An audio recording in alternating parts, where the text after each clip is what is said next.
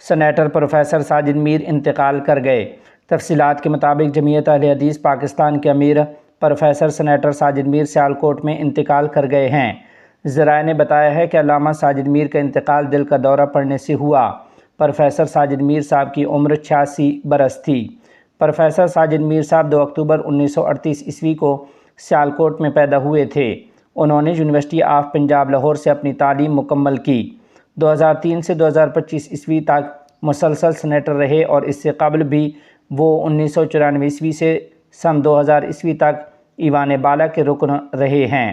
آپ مرکزی جماعت اہل حدیث پاکستان کے امیر تھے اور سینٹ کی قائمہ کمیٹی برائے سائنس امور اینڈ ٹیکنالوجی کے چیئرمین کے طور پر بھی خدمات انجام دے رہے تھے۔ جمعیت علماء اسلام کے سربراہ مولانا فضل الرحمان صاحب نے مرکزی جمعیت اہل حدیث کے سربراہ پروفیسر ساجد میر صاحب کی وفات پر گہرے دکھ اور افسوس کا اظہار کیا ہے۔ مولانا فضل الرحمان صاحب نے اپنے تعزیتی بیان میں کہا کہ پروفیسر ساجد میر کی وفات عالم اسلام کا ناقابل تلافی نقصان ہے۔ انہوں نے پروفیسر ساجد میر صاحب کو ایک اعتدال پسند رہنما، روشن فکر قائد اور اتحاد و اتفاق کا داعی قرار دیا۔ مولانا فضل الرحمان صاحب نے مزید کہا کہ پروفیسر ساجد میر صاحب نے ہمیشہ وطن عزیز میں شاعر اسلام کے حوالے سے ہر تحریک میں اہم کردار ادا کیا۔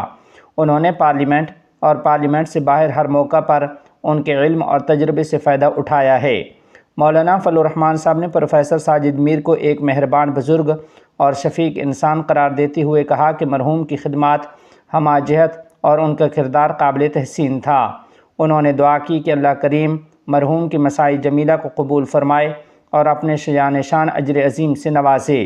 انہوں نے مزید دعا کی کہ اللہ کریم مرحوم کو اعلیٰ علیین میں مقام عطا فرمائے۔